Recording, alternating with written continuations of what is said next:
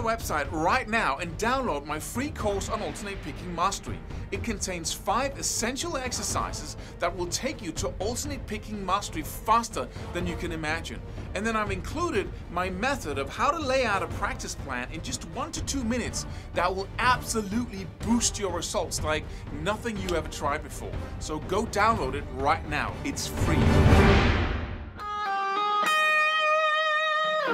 Hey, what do you do if you have hurt your fretting hand, or you're just simply too tired because you're practicing stretching or new fretboard shapes, and you want to practice, but you simply do not have the stamina or you need a break in your left hand? Can you practice with your right hand only? And of course you can. In fact, it's a very good opportunity to start. Really, you can just hold the strings lightly here with your left hand and have it rest as you do it. And then you can practice strumming. And you get a chance to really focus on what is going on down here, because the brain can only focus on one thing at a time, which is the whole point of focus, which is what focus means. It's the singular thing that you focus on, right? And once you start focusing on what goes on here, instead of both the chords and the strumming, you can see some new mistakes you make. You see all kinds of stuff that you need to work on.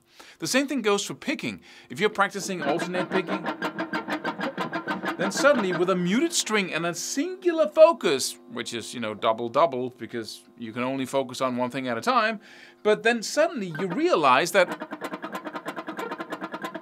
you get so much out of that focusing on just one thing at a time, because, guitar playing is 2 hands at one time, and you really can't focus on both. So when you're practicing strumming or you're practicing alternate picking or economy picking, you're really learning at half the speed, because you try to divide your brain's attention up on 2 different things, the left and the right hand.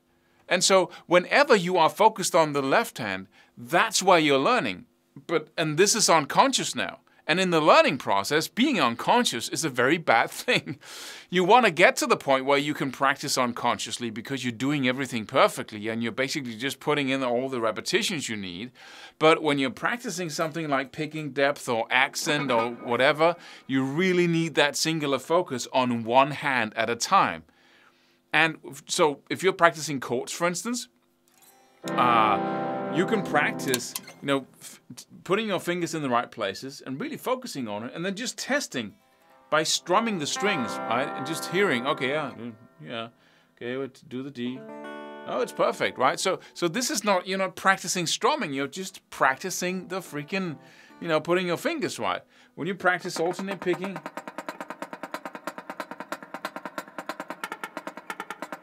you can really focus on the timing and everything. So I hope you get my point here. There's tons of things you can focus on or practice when your left hand is out of work. Subscribe for more free videos. Do it. Do it now. Do it.